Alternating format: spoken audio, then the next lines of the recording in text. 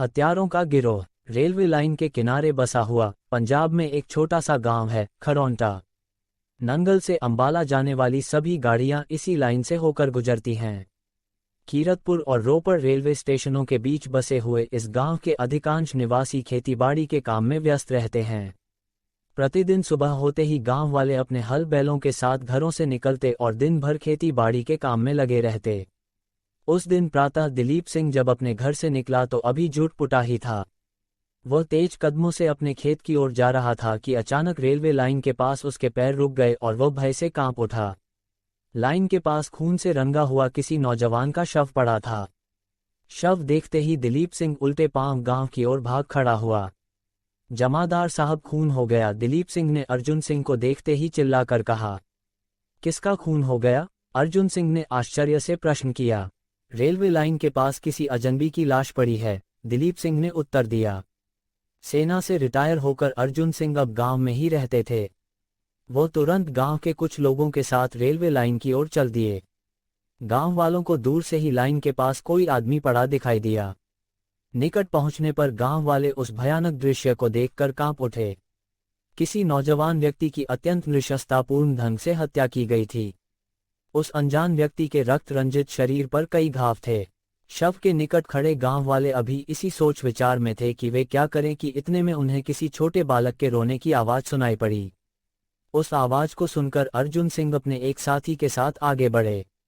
कुछ ही दूर पर लाइन के किनारे उन्हें साल भर का एक बालक पड़ा दिखाई दिया जो उस निर्जन स्थान में बिलख बिलख कर रो रहा था। संयोगवश बालक के कोई चोट न थी और गोद में उठाते ही वह चुप हो गया। गांव वालों ने इस रहस्यपूर्ण हत्याकांड के बारे में रेलवे पुलिस को तुरंत सूचित करना आवश्यक समझा। गांव का एक व्यक्ति उसी समय भरतगढ़ रेलवे स्टेशन गया, जहां से कुछ ही देर में तार द्वारा अन्य रेलवे स्टेशनों तथा रेलवे पुलिस को लाइन के किनारे शव प्राप्त होने की सूचना भेज दी गई। तार मिलते ही रेलवे पुलिस अंबाला के इंस्पेक्टर श्री सिंह तुरंत घटनास्थल के लिए रवाना हो गए। खरौटा पहुंचकर सबसे पहले श्री सिंह ने रेलवे लाइन के दोनों तरफ खोज करना आरंभ कर दिया। गांव वालों और पुलिस इंस्पेक्टर के आश्चर्य का ठिकाना न रहा जब लगभग आधे मील की दूरी पर खून से लथपथ एक नवयुवती की लाश भी बरामद हुई। गांव वालों की सहायता से पुलिस इंस्पेक्टर ने लाइन के किनारे ढूंढने का काम जारी रखा और उन्हें कुछ दूरी पर एक खुला हुआ सूटकेस और एक होलडाल पड़ा दिखाई दिया।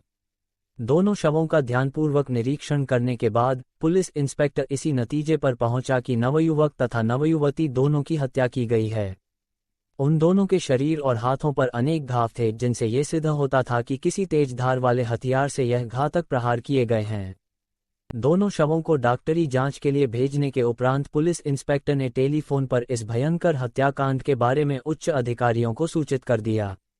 अपराध की गंभीरता को दृष्टि में रखते हुए सहायक पुलिस अधीक्षक को इस हत्याकांड की जांच के लिए तुरंत खनौटा रवाना कर दिया गया। पुलिस के सामने सबसे जटिल समस्या इन दोनों शवों के शिनाख्त की थी। रेलवे लाइन के किनारे प्राप्त सूटकेस की तलाशी लेने पर एक लिफाफा प्राप्त हुआ।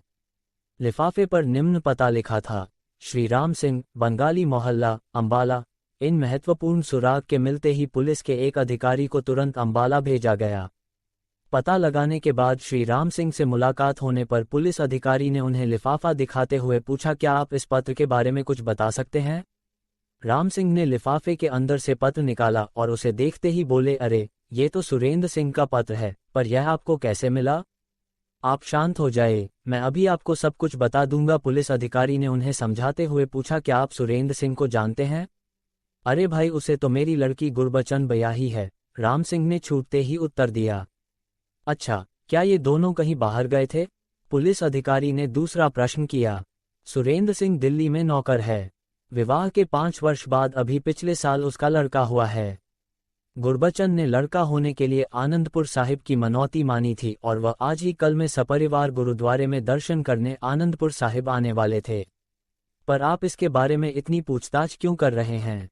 राम सिंह ने आश्चर्य प्रकट करते हुए पूछा। कुछ देर तक पुलिस अधिकारी शांत बैठा रहा। राम सिंह की बातचीत से यह स्पष्ट हो गया था कि रेलवे लाइन के किनारे प्राप्त शव उसके दामाद और लड़की के ही हैं। किंतु इस दुर्भाग्यपूर्ण हत्या के बारे में राम सिंह को कैसे बताया जाए?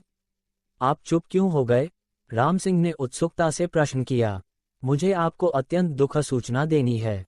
क्या? संभवतः आपके दामाद और लड़की की हत्या कर दी गई है। उनके शव रेलवे लाइन के किनारे प्राप्त हुए हैं। ये सुनकर राम सिंह पर मानो वज्रपात हो गया। सिसकते हुए उसने पूछा, उन दोनों के शव कहाँ हैं? आप मेरे साथ चलिए, उन दोनों के शव रोपड़ में हैं। लड़की और दामाद के शव देखते ही राम सिंह चीख उठे। पुलिस अधिकारी के बहुत समझाने पर भी उनकी आंखों से आंसुओं का बहना बंद नहीं हो रहा था। शवों की शिनाख्त हो जाने पर भी अन्य कोई ऐसा सुराग न था जिससे हत्या के कारणों और अपराधियों के संबंध में कोई निश्चित अनुमान लगाया जा सकता। राम सिंह से पुलिस को यही मालूम हो सका कि सुरेंद्र सिंह सपरिवार आनंदपुर साहिब आने वाले थे। इस सूचना के आधार पर आनंदपुर साहिब के गुरुद्वारे में पूछताछ करना आवश्यक हो गया था। आनंदपुर साहिब में गुरुद्वारा के रजिस्टर को देखने के बाद यह निश्चित हो गया कि सुरेंद्र सिंह 2 दिन तक सपरिवार वहां ठहरे थे। पुलिस अधिकारी ने गुरुद्वारा के प्रबंधक से बातचीत करते हुए पूछा, क्या सुरेंद्र सिंह ने यहां से जाते समय अपने कार्यक्रम के संबंध में आपको कुछ बताया था? हाँ, वो अंबाला जाने को कह रहे थे। क्या यहां से कोई व्यक्ति उनके साथ स्टेशन गया था? हाँ, उनका सामान लेकर स्वर्ण सिंह स्टेशन गया था। स्वर्ण सिंह से पुलिस अधिकारी ने पूछा, अंबाला जाने के लिए वह किस ट्रेन पर सवार हुए थे? अंबाला जाने वाली रात की गाड़ी में मैंने उन्हें बैठाया था। स्वर्ण सिंह ने पूरा विवरण देते हुए पुलिस अधिकारी को बताया। ट्रेन आने पर इंजन के पास एक जनाना डिब्बा बिल्कुल खाली था। सुरेंद्र सिंह अपनी पत्नी और बच्चे के साथ उसी डिब्बे में बैठ गए। जब ट्रेन छूटने को हुई तो निहंग सिखों के भेष में 4 व्यक्ति उस डिब्बे में और चढ़े थे। संदिग्ध अपराधियों का पता लगाने के उद्देश्य से राज्य के सैकड़ों गुरुद्वारा में पुलिस द्वारा पूछताछ शुरू कर दी गई। लगभग 2 वर्ष तक पुलिस विभिन्न गुरुद्वारों में रुकने वाले व्यक्तियों की जांच पड़ताल करती रही। अंत में पुलिस को गुरुद्वारा शहीदी बाग में ये सूचना मिली कि 4 व्यक्तियों का एक दल वहां कुछ दिनों तक रुका था। गुरुद्वारा के प्रबंधक ने पुलिस अधिकारी को बताया कि कुछ दिनों तक रुकने के बाद एक दिन अचानक किसी को सूचित किए बिना ये दल कहीं चला गया था। ये सूचना मिलते ही गुरुद्वारा के प्रबंधक से पुलिस अधिकारी ने पूछा, क्या आप इन 4 व्यक्तियों में से किसी का पता ठिकाना बता सकते हैं? हाँ, उनमें से 2 व्यक्तियों का नाम और पता मैंने नोट कर लिया था। गुरुद्वारा के प्रबंधक ने अपनी पुरानी डायरी से 2 व्यक्तियों के नाम और पते पुलिस अधिकारी को नोट करा दिए। पुलिस द्वारा की गई खुफिया जांच के अनुसार संदिग्ध व्यक्तियों के अपराधी होने की पुष्टि होती थी। अंत में पुलिस द्वारा अजित सिंह, ईशा सिंह, प्रेम सिंह और तेजा सिंह को गिरफ्तार कर लिया गया। तलाशी लेने पर उनके पास से सुरेंद्र सिंह की घड़ी तथा कुछ अन्य सामान बरामद हुआ। वैज्ञानिक जांच द्वारा उनकी कृपानों पर खून लगा पाया गया। इन 4 अपराधियों में से 15 वर्षीय तेजा सिंह सबसे छोटा था। उसने अपने बयान में पुलिस को बताया कि आनंदपुर साहिब से वह 4 व्यक्ति रात को ट्रेन छूटने के समय उसी डिब्बे में सवार हुए जिसमें सुरेंद्र सिंह का परिवार था। संयोग से उस डिब्बे में अन्य कोई सवारी न थी। रात में सुरेंद्र सिंह और उसकी पत्नी की आंख लगते ही कृपान के तेज वार से दोनों की हत्या कर दी गई। दोनों शवों तथा सोते हुए 1 वर्षीय अबोध बालक को चलती ट्रेन से डिब्बे के बाहर फेंक दिया गया। तेजा सिंह सरकारी गवाह बन गया।